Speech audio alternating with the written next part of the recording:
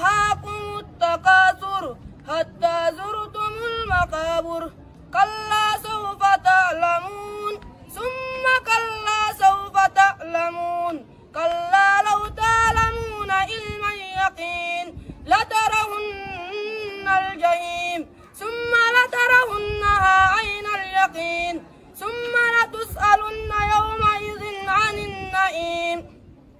صدق الله العظيم. ما شاء الله. المنافقات للذين آمنوا انظرونا نقتبس من نوركم قيل ارجعوا وراءكم فالتمسوا نورا فضرب بينهم بسور له باب باطنه فيه الرحمة وظاهره من قبله